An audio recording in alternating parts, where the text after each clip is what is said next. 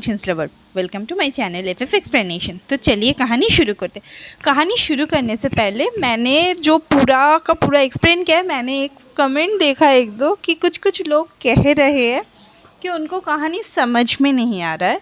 तो कहानी समझने के लिए, ऐसे तो पूरा समझने के लिए मैंने अभी तक 40 पार्ट्स अपडेट किया है, तो 40 पार्ट्स तक आपको पूरा सुनना पड़ेगा। पर मैं फिर से भी ना कहानी का एक छोटू सा मतलब एक रिकैप दे देती हूँ। तो कहानी शुरू यहाँ से हुआ था कि 13 साल का जो शाहजहान था वो 18 साल के वांग इबो से मिला था पहली बार चेरी ब्लॉसम ट्री के नीचे, और वो बहुत फेरी टेल सुनता था। तो वो उस दिन से सोच लिया कि ये उसका प्यार है और वो उसे चेस करना स्टार्ट कर दिया। पर वांग इबो का एक गर्लफ्रेंड था, और 18 होने के बाद जब शाहजहान के घर वालों को पता चला कि शाहजहान रिलेशनशिप में है, तो वो पैम्पर्ड बेबी था। तो उसने कहा, उसके पापा ने कहा तुम या तो लव चूज़ करो या तो फैमिली। और उसने एज़ यूजुअल लव चूज़ किया और वांग इबो का हाथ पकड़ के वो दोनों घर से निकल गए। और बहुत साल बाद वांग इबो मतलब 23 का हो गया था शाहजहान, और वांग इबो 25 का। वो एक साथ रहते थे। शाहजहान ने एकदम फोर्सफुली एंगेजमेंट भी कर लिया था, पर उसका एक गर्लफ्रेंड था। मतलब पूरी दुनिया को पता था कि वांग इबो का एक गर्लफ्रेंड है जो है वांग जिशुआन। और इसका ही पूरा एक कैओस स्टार्ट हो गया। वांग इबो का मम्मी चाहता था कि वो चूज़ कर ले शाहजहान या तो वांग जिशुआन के बीच में से, और उन्होंने अनाउंस कर दिया कि वांग जिशुआन उसके साथ शादी होने वाला है। और शाहजहान ने वांग इबो को चूज़ करने के बाद उसका फैमिली छोड़ के लंदन चला गया था। पर उसका फैमिली जब सुना कि शाहजहान मिसट्रीट हो रहा है, उसके पापा जब सुने तो वो फिर से वापस आ गए। फिर हमें पता चला कि नहीं, वांग इबो तो शाहजहान से प्यार करता है, कोल्ड रहता है पर प्यार करता है। और इस तरह से उसका प्यार बस चलता गया, और अभी पूरा मिस हो चुका है क्योंकि शाहजहान को समझाने के चक्कर में वांग इबो की मम्मी और भाई दीदी का एक्सीडेंट हो चुका है। और पूरे सबको पता चला है कि वांग जिशुआन के साथ सिर्फ इसीलिए रहता था शाहजहान क्योंकि उसका बड़ा भाई था बोवन, जो मर गया था, और मरते वक्त प्रॉमिस लिया था कि वो ख्याल रखेगा वांग जिशुआन का। तो अभी वांग इबो ने शाहजहान को छोड़ दिया है और वो बहुत डिसअपॉइंटेड है। मैंने बस छोटा सा रिकैप दे दिया है, और अगर आपको पूरा डिटेल्ड में सुनना है तो मैं प्लेलिस्ट का लिंक, माई शैडो के प्लेलिस्ट का लिंक डिस्क्रिप्शन में दे दूँगी, आप लोग सुन लेना। तो एकदम डिसअपॉइंटमेंट फेस के साथ ना वांग इबो बोलना शुरू करता है, जिशुआन, वांग जिशुआन, वो तो कुछ है, वो तो कुछ विटनेस है सबकी, मुझे नहीं पता, उसके मम्मी पापा को भी नहीं पता वो क्या है, पर उसकी माँ शायद पता है कि वो क्या है, जिसे एक्सपोज करना इतना भी इजी नहीं है। वो ना एक बहुत हेवी सा मास्क पहनती है जिसे निकालना बहुत मुश्किल है। हर रात वो किसी और लड़के के साथ रहती है, और ये सब शुरू हुआ जब वो अमेरिका में थी, और वो सारे लड़का मेरे तरह दिखता है। मुझे लगता है कि मेरे भाई ने क्यों ऐसा प्रॉमिस किया। तो मेरे भाई को भी वो ज़्यादा पसंद नहीं थी। हमारे फैमिली दोस्त थे, पर हम सिबलिंग्स को वो एकदम पसंद नहीं था, एकदम नहीं। और उस दिन घर पार्टी में जाने के बाद वो जर्नलिस्ट पिक्चर लेना स्टार्ट किया और मुझे तुम्हारे बारे में बोलना स्टार्ट किया। उसने तुमको देखा और नज़र से, मुझे पसंद नहीं आया, मुझे एकदम पसंद नहीं आया। तो मैं क्या करता, मैंने अपने हाथों से उस जर्नलिस्ट का दोनों आंखें निकाल लिया। और उस आयत को सोच के वांग इबो बहुत गुस्सा हो गया, और उसके फेस पे ना एक बहुत ही ईवल सा नहीं, एक डेंजरस सा स्माइल होता है ना, वो डेंजरस सा स्माइल था। और कुछ मिनट तक वो खुद को काम डाउन किया क्योंकि उसका गुस्सा बढ़ रहा था। सब कुछ मिस हो चुका है उस पार्टी के बाद। मेरे पापा ने मेरे ऊपर चीखा और तुम वहाँ पे पहुँच के मेरा थप्पड़ खा लिया। मुझे बहुत गुस्सा आ गया था उस वक्त।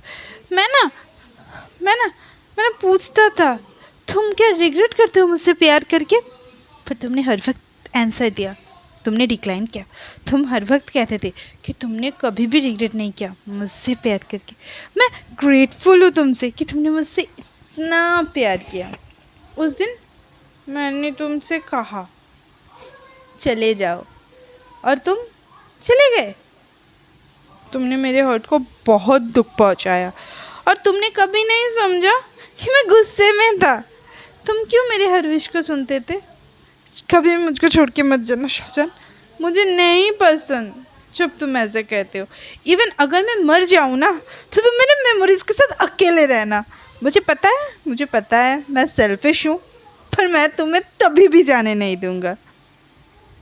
मे बी तुम्हें नहीं पता कि तुम्हारे स्वेटिंग कंडीशन में भी ना तुम्हारा बॉडी का स्मेल एकदम रोज़ की तरह रखता था और मुझे ये पसंद था। मैं चाहता था कि तुम हर वक्त घर पे रहो, मेरे लिए इंतज़ार करो। तुम हमेशा इंतज़ार करते थे। जब भी मैं घर आता था और मैं तुम्हें मेरे लिए इंतज़ार करते हुए पाता था ना, मुझे बहुत खुशी होता। मैं हमेशा से चाहता था कि तुम मेरे लिए लंच लेके आओ ताकि मैं ना तुम्हें फेस टू फेस हर वक्त देख सकूं, पर तुम बहुत कम ही मेरे लिए लंच लेके आते थे। मैं ना सब हर वक्त तुम्हारे चेहरे को बस देखना चाहता था, बस तुम मेरे सामने बैठे रहो और डॉल की तरह और मैं तुम्हें देखता रहूं। मैं ना अपनी आइज़ भी ब्लिंक नहीं करूँगा क्योंकि तुम बहुत ब्यूटीफुल हो। मेरे बॉडीगार्ड हर वक्त तुम्हें हर जगह फॉलो करते थे, वो ना सब कुछ रिकॉर्ड करते थे, सो मैं तुम्हें हर वक्त देख सकूं। सारे सीसीटीवी कैमरा रेस्टोरेंट पे, शॉप पे, मैं बस तुम्हें देखता था। वो ना बस मुझे अपडेट देता था और सारे मैनेजर जो तुम्हें खाना देते थे ना, वो भी मैं डिसाइड करता था, मैं उनको ऑर्डर देता था। पर मैं सेटिस्फाई नहीं होता था, मुझे ना तुम्हें और भी देखने का मन करता था क्योंकि तुम्हारे चेहरे से ना मुझे एक शांति मिलता है। मुझे ना मैं मेरे गुस्से को कंट्रोल कर सकता हूँ और मैं ना कभी कभी ना हर वक्त मेरे बॉडीगार्ड्स को वीडियो कॉल करता था और उनको कहता था जाओ तुम्हारे पास जाके तुम्हें दिखाए, और वो ना रेस्टोरेंट और शॉप पे घुस के तुम्हें दिखाते थे। मुझे ना वो लड़का वांग जिंगाओ एकदम पसंद नहीं है। मुझे तुम्हारा कोई दोस्ती पसंद नहीं है। मुझे ना एकदम पसंद नहीं जब तुम पिकाचू देखते हो और मुझे इग्नोर करते हो। मुझे एकदम नहीं पसंद जब तुम नींद से पहले आँख खोल के पहले सीलिंग को देखते हो। मुझे एकदम नहीं पसंद जब तुम किसी के साथ हंसते हो। मुझे नहीं पसंद, मुझे एकदम ही नहीं पसंद। क्यों तुम हंसोगे किसी और को देख के? जब तुम ना किसी और को टच करते हो मुझे वो भी नहीं पसंद। मेरे ब्लड ना पूरा बॉयल हो जाता है। मैं जस्ट चाहता हूँ तुम्हें कहीं पे लॉक कर दूँ ताकि तुम्हें मेरे अलावा कोई और ना देख सके। और तुम्हारी मेरी डीप नींद में भी ना मैं सिर्फ तुम्हारी शांति भरी वो आवाज़ सुनना चाहता हूँ जो तुम कहते थे आई लव यू। मैं कभी भी मिस नहीं करता वो लाइन। जब मैं सोता हूँ उससे पहले मैं हमेशा से वो लाइन तुम्हारे साथ सुनना चाहता था। मैं ना कभी नहीं चाहता था कि तुम उन लोगों के साथ बाहर घूमने जाओ, क्योंकि ऐसा नहीं था कि तुम्हारे बाहर जाने से प्रॉब्लम था, पर मुझे पता था वो लड़की तुम्हें हमेशा बाहर खींच के ले जाती है तुमसे मेरे बारे में बात करने के लिए। मुझे वो नहीं पसंद था। मुझे पता है वो लड़का उसे पता था कि मैं सब कुछ देख रहा हूँ कार से, पर उसने फिर भी तुम्हें सॉक्स पहनाने का दुस्साहस किया। मैं क्या करता, मुझे पसंद नहीं आया तो मैं बस फाड़ दिया, दोनों हिस्सों में फाड़ दिया। जब भी ना तुम्हें फीवर आता था वो मेरे लिए पनिशमेंट होता था। मुझे हर वक्त मार खाना पड़ता था, मुझे सब कुछ टॉलरेट करना पड़ता था, पर जब भी मैं तुम्हारे वो सिक आवाज़ सुनता था ना, मैं कितना भी बिजी हूँ मैं इमीडिएटली तुम्हारे पास दौड़ के आ जाता था, क्योंकि मुझे पता था कि तुम्हारे मम्मी पापा तुम्हारे पेरेंट्स के बाद सिर्फ मैं तुम्हारा ख्याल रख सकता हूँ। मुझे नहीं पता कि नफ़रत भी इतना हो जाएगा तुमसे। मैं हमेशा तुमसे कहता था तुमने मेरे लिए ट्रैप फेंका है, पर तुमको कभी भी नहीं पता चला कि मुझे वो ट्रैप बहुत पसंद है। एक दिन ना तुम मेरा एडिक्शन बन जाओगे शाहजहान। और पहली बार जब तुमने मुझसे कहा आई लव यू फियांसे, उसने ना मेरे हाथ को एकदम छोटे छोटे पीसेस में टुकुर टुकुर कर दिया था, क्योंकि मुझे ना वो टोन तुम्हारा पसंद नहीं आया। तुम कहते थे तुम किसी को भी मैं तुम्हें दिखाना नहीं चाहता, तो तुमने अपने आप को सबसे छुपाया है शाहजहान। जब वांग जिंगाओ उस दिन आ रही थी, जब वांग जिशुआन उस दिन आ रही थी, मुझे तो डोर लॉक करना था ना, क्योंकि मैं नहीं चाहता था कोई तुम्हें उस हालत में देखे। ना कि बॉय, कोई भी गर्ल भी अलाउ नहीं है तुम्हें उस तरह देखने के लिए। वैसे नॉर्मली देखने के भी लिए अलाउ नहीं है। तुम कभी नहीं समझोगे, मैं गुस्सा होता था जब भी तुम अपने फ्रेंड्स के साथ निकल जाते थे, क्योंकि तुम मुझे अकेला छोड़ के उनके साथ चले जाते थे। और वो कार एक्सीडेंट, मैं ना कितना चिल्लाना चाहता था उस लड़की के ऊपर, कितना कुछ बोलना चाहता था, मैं ना उसके मुंह के ऊपर बोलना चाहता था, इवन मैं ना उसको एकदम किक मार के हमारे ज़िंदगी से निकाल देना चाहता था, पर मैं कभी भी कर नहीं पाया, कुछ भी नहीं कर पाया शाहजहान, उस प्रॉमिस की वजह से। पर तुमने कुछ क्यों नहीं किया?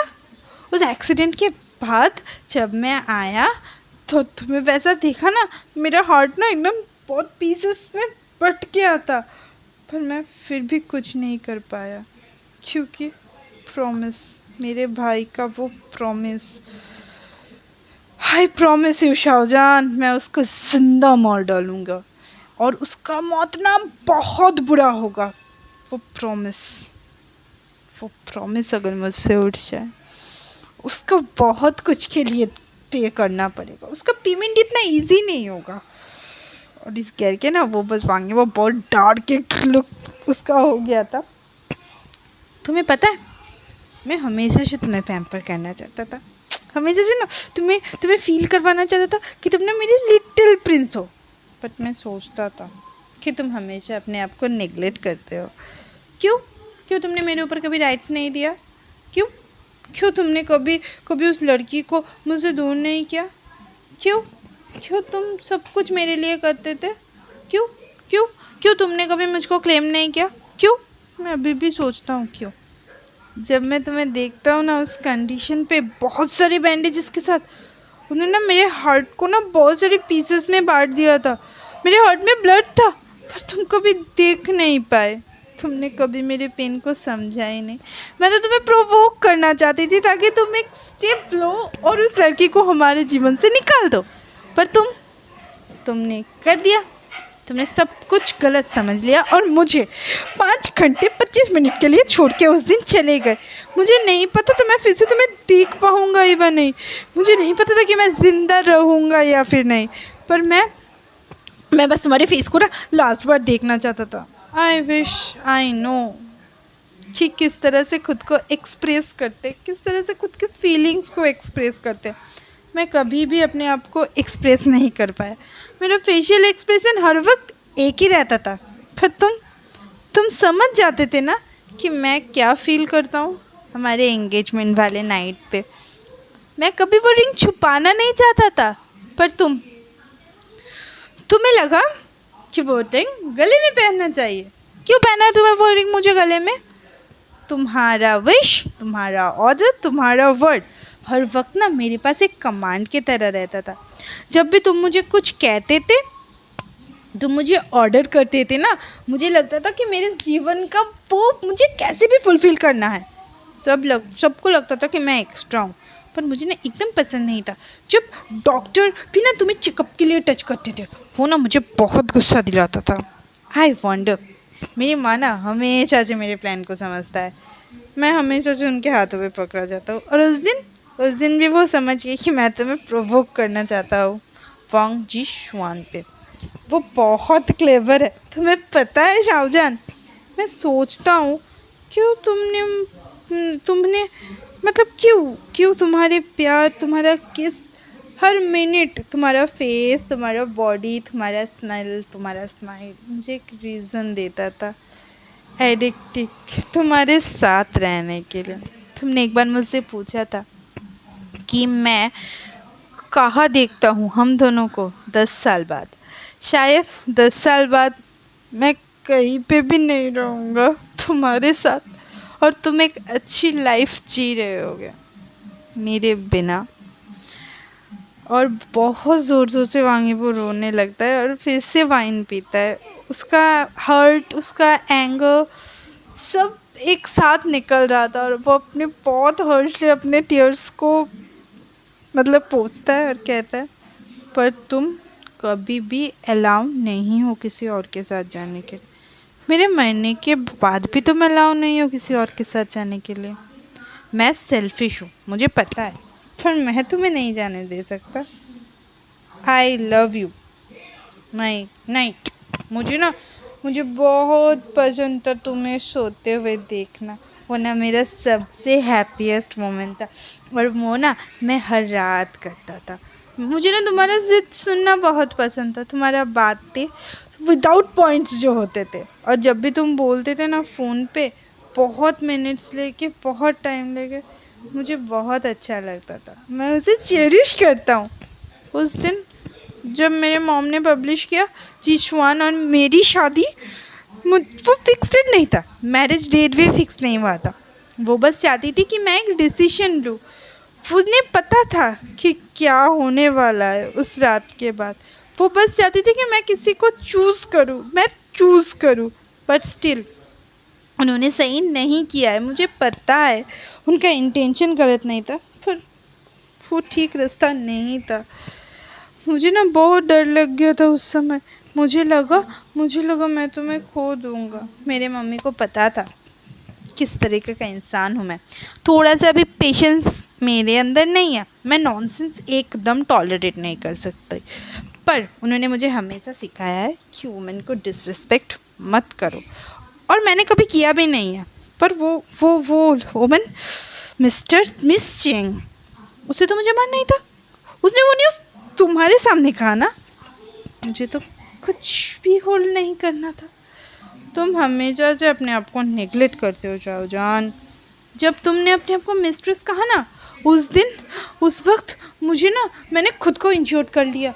पर वो दर्द ना मेरे दिल से नहीं निकल रहा था। क्यों तुमने अपना मिस्ट्रेस कहा? क्यों मिस्ट्रेस कहा? मैंने तुम्हारे भाई से बहुत पीटा, मैंने उससे कुछ भी नहीं कहा, पर मुझे ना उसको एक थप्पड़ बहुत बुरी तरह से मारने का दिल किया। जब मारा था तब मुझे याद आया था उसने तुम्हें 5 साल पहले एक थप्पड़ मारा था, और मैंने उसे मारने ही वाला था, पर तुमने मुझे रोक लिया। मैंने कुछ भी नहीं किया। मैं कभी भी उन लोगों को हर्ट नहीं कर सकती जिनसे तुम प्यार करते हो, सिवाय उस वोंग जिंग गाओ के। मुझे कभी समझ में नहीं आया कि तुमने इस रूम को सोने के लिए क्यों लिया। हम फियांसे थे ना, हमें तो सेम बेडरूम पे सोना था।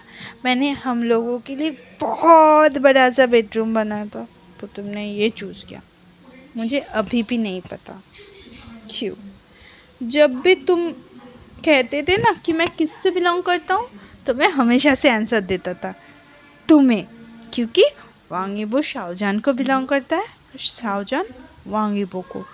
हमेशा वांग यीबो को। पहली बार मैंने तुमसे कहा था कि मेरे मम्मी के सामने भाई का नाम मत लेना, पर तुमने क्या किया? अगले दिन तुमने कह दिया। मैं उस रेस्टोरेंट पे गया था, तुम्हें पता है कि क्यों मैं वो रेस्टोरेंट पे क्यों गया था? मैं ना घर नहीं जाना, मैं तुम्हें उस वक्त घर नहीं छोड़ सकता था। मुझे मेरे बॉडीगार्ड से इन्फॉर्मेशन मिला था तुम्हारा भाई ऑलरेडी तुम्हारे लिए किसी और को ढूंढ रहा है। मुझे बहुत गुस्सा आ गया। मैं इमीडिएटली ऑफिस से निकला और रेस्टोरेंट पे चला गया तुम्हें हमारे घर ले आने के लिए। बहुत सिंपल प्लान था, पर सब कुछ चेंज हो गया जब मैं वहाँ पे पहुँचा, क्योंकि तुम्हारे रेकलेस बिहेवियर, केयरलेस एक्शन ने एक्सीडेंट हो गया। और नो मैटर व्हाट, मैं कुछ भी नहीं कर पाया। और कुछ भी हो जाए, मैं फिर भी तुमको चाहता हूँ, फिर भी तुमसे प्यार करता हूँ। तुम्हें लगता है कि मैं तुम्हें ट्रस्ट नहीं कर सकता। मैं हमेशा से तुमसे ट्रस्ट करता हूँ, क्योंकि मुझे पता है तुम कभी भी गलत नहीं हो सकते। तुमने एंगेजमेंट तोड़ दिया और मुझे छोड़ के चले गए, पर वो तुम नहीं थे जो गया, वो मैं था जिसने तुम्हें जाने दिया। वो चेयरफुल आवाज़ अभी भी ना मेरे कान में गूंजता है। 1 घंटे बाद तुम आए दौड़ते हो, मुझे पता है तुम आते दौड़ते, और तुम्हारे पापा को पता था कि मैं उन्हें तुम्हें फिर से वापस दे देता। वो बहुत क्लेवर है शाहजान, मैं अच्छा हो जाऊँगा।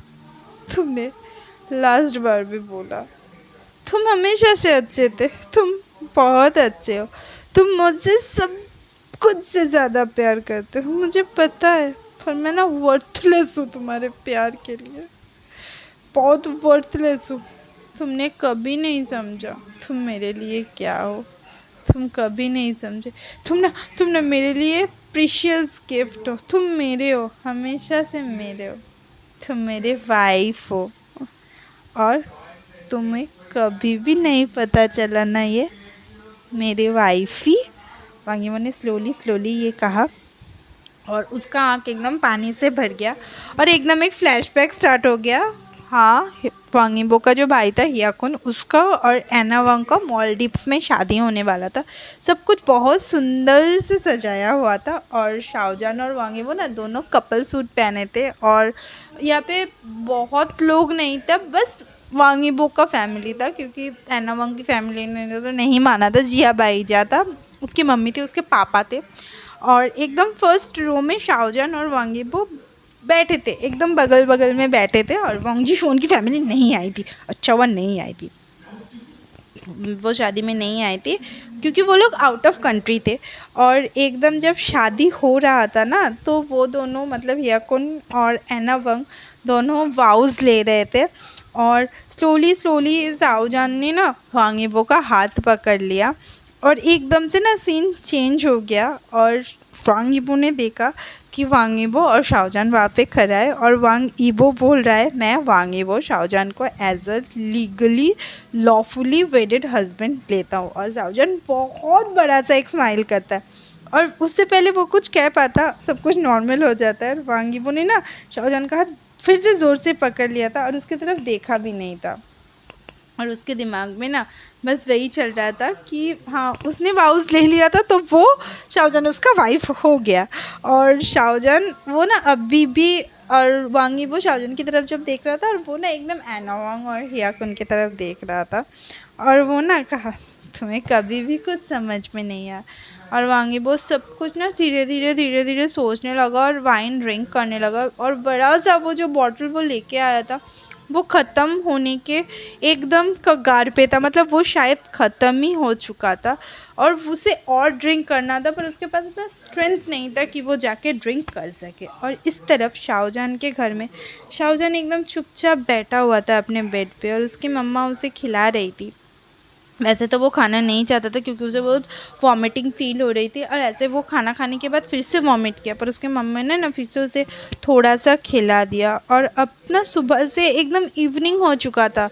शाओजान ने एकदम बेड के ऊपर चुपचाप बैठा था और बाहर विंडो के बाहर से बस देख रहा था। शाओजान का वो जो स्माइल था वो चला गया था, वो नहीं था शाओजान के फेस में और वो ना किसी से भी बात नहीं किया, वो एकदम चुप बैठा था।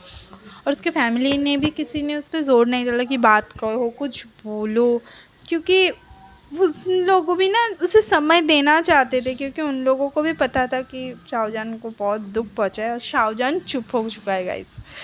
तो ये तो बहुत ही एक मतलब उसका स्माइल चला चुका है, सब कुछ चला गया है। और वो ना एकदम धीरे धीरे कहने लगा, उसके रूम में कोई नहीं था, क्यों क्यों तुमने कभी कुछ नहीं समझा, क्यों वांगीबो, क्यों तुम मेरे फियांसे नहीं हो पर तुम तो मेरे हस्बैंड हो।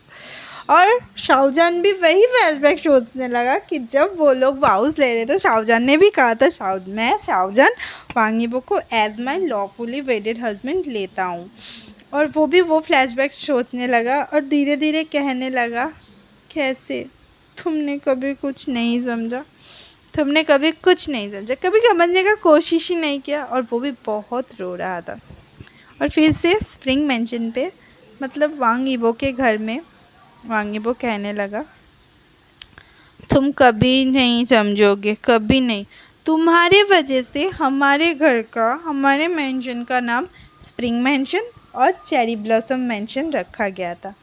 तुमको तो ये भी नहीं पता कि हमारा जो पासवर्ड है 56119 इसका मीनिंग क्या है, तुम्हें नहीं पता, किसी को भी नहीं पता। और क्यों तुमने ऐसा कहा, तुम्हें कभी भी नहीं पता, वांगीबो ने धीरे धीरे बोला। बट तुम अभी फ्री हो, आज से फ्री हो और आज के बाद कभी भी मैं तुम्हारे लाइफ में नहीं रहूँगा। वहाँ पे कभी भी कोई दर्द नहीं रहेगा तुम्हारे लाइफ में। और पर तुम अलाउ नहीं हो किसी और के साथ जाने के लिए, मेरे डेथ के बाद भी नहीं। और ये कह के ना वो फिर से फ्लोर के ऊपर से धीरे धीरे उठा और एकदम क्लमजी वे में चलते चलते बेड की तरफ पहुंचा। बेड पूरा मेस था। बेड क्या मेस होगा, वांगी वो ही पूरा मेस था। और वो ना पागलों की तरह कभी हंस रहा था और कभी रो रहा था और खुद से ही कह रहा था मैं मिस में हूँ, मैं हमेशा से मिस में था, मैं हमेशा से ऐसा ही था, मैं हमेशा ऐसा ही हूँ। तो अपनी लाइफ हैप्पीली जियो शाहजहान, कोई भी पेन के बिना। मैं बहुत बुरा हूँ तुम्हारे लिए, मुझे पहले से पता था। मैं ही तुम्हारे जीवन का हर दुख का रीज़न हूँ, मुझे पता है, मुझे पता है। स्टिल मैं सेल्फिश बन रहा था, सिर्फ तुम्हारे प्यार के लिए, तुम्हारे अटेंशन के लिए। पर तुमने ना मुझे बहुत कुछ दिया है, मुझे ज़िंदा रखा है। तुमने मुझे हर फीलिंग्स फील करवाया है, तुमने मुझे सब फील करवाया। तुम्हें मुझे नहीं पता, पर तुमने मुझको सब कुछ दिया है। तुम ना कभी भी मुझको ना एकदम डार्कनेस से बाहर लेके आए हो। और तुम अभी देखो, मैं फिर से डार्कनेस पे आ चुका हूँ। मैं फिर से खो चुका हूँ तुम्हारे बिना। मैंने लाइफ में बहुत कुछ एक्सपीरियंस किया है, मेरे बचपन बहुत कुछ एक्सपीरियंस करके हुए मैं बड़ा हुआ। बचपन में भाई का मौत, पापा का ब्लेम, मेरे मॉम का 1 साल तक वो कोल्डनेस जब मेरा भाई चला गया। मुझे नहीं पता किस तरीके का इंसान मैं बन चुका था, मुझे नहीं पता। मैं कुछ भी नहीं था, मेरे पास कुछ नहीं था। मेरा भाई जब मर गया, मेरा पर्सनालिटी एकदम डिसऑर्डर होना स्टार्ट हो गया। मुझे पता है, मेरे भाई का आवाज़ अभी भी मुझे सुनाई देता है। उस दिन के बाद ना मुझे अपने अपने प्यार करने वाले लोगों को ना खोने से डर लगने लगा। मुझे डर लगने लगा कि मैं सबको खो दूँगा। और मेरा सबसे प्रीशियस थिंग क्या था तुम्हें पता है? मेरी फैमिली, मेरी माँ, मेरी सिस्टर और तुम। मेरी माँ हमेशा से कहती थी, क्योंकि इस डर की वजह से ना मैं सब खो दूँगा, इस डर की वजह से मैं तुम्हें खो दूँगा। पर तुम्हें खोने के डर से ना मुझे पैनिक अटैक्स आना स्टार्ट हो गए। मिड नाइट्स में मुझे पैनिक अटैक्स आते थे। मुझे ना तुम सो जाने के बाद पैनिक अटैक्स आते थे। पर तुम्हारी बॉडी का वो स्वीट स्मेल मुझे रिकवर करने में हेल्प करता। पर अब मैं क्या करूँ, मैं कैसे जीऊँ? मैं और नहीं जीना चाहता। हमारा स्प्रिंग फाइनली ओवर हो गया। तुम यहाँ पे नहीं हो, अभी तुम यहाँ पे नहीं हो। अभी स्प्रिंग नहीं है और स्प्रिंग नहीं है। मेरा दिल फिर से खाली हो चुका है तुम्हारे बिना। तुम ही मेरे रीज़न थे मेरे जीने का, और अब मेरे जीने का ही कोई रीज़न नहीं रहा। अभी यहाँ पे और स्प्रिंग नहीं है, क्योंकि रात हो चुका था और एक बार लाइट सारे जल के ना फिर से ऑफ हो गया, क्योंकि वांगीबो ने यही कहा था लिबो में से सब ऑफ कर देने के लिए, पावर टावर सब कट कर देने के लिए। और वांगीबो ने धीरे धीरे अपना आंखें बंद किया और उसके आंखों से ना बस आंसू आने लगे और सब कुछ वाइट हो गया। एकदम एक सीन चेंज हुआ और शायद स्प्रिंग का समय था। वांगीबो छोटा था, 18 साल का था और कार के अंदर बैठा हुआ था और वो पहली बार न्यू स्कूल में जा रहा था। अचानक से ना उसने चेरी ब्लॉसम ट्री के सामने एक लड़के को देखा, जिसके सर के ऊपर बहुत सारे चेरी ब्लॉसम ट्री के पत्ते खिल रहे थे। और वो लड़का ना बहुत ब्राइट सा एक स्माइल दे रहा था। वांगीबो ने कभी इतना प्यारा सा स्माइल नहीं देखा था। वो ना बस उस लड़के की तरफ ही देख रहा था और वो लड़का बहुत खूबसूरत था। डेट था 5 जून 2011 9 AM। वांगीबो ने पहली बार उस लड़के को देखा। लड़के का नाम था शाओजान। तो अब तक की अपडेट यही है। और अपडेट के बाद ना ऑथर का एक बहुत प्यारा सा नोट है, हम गलत कहाँ पे थे। जब हमें बात करना चाहिए था तब बस हम चुप थे। तो आज की कहानी मैं यहीं पे ख़त्म करती हूँ। आपसे मिलते हैं जब कहानी का अपडेट आएगा। बाय।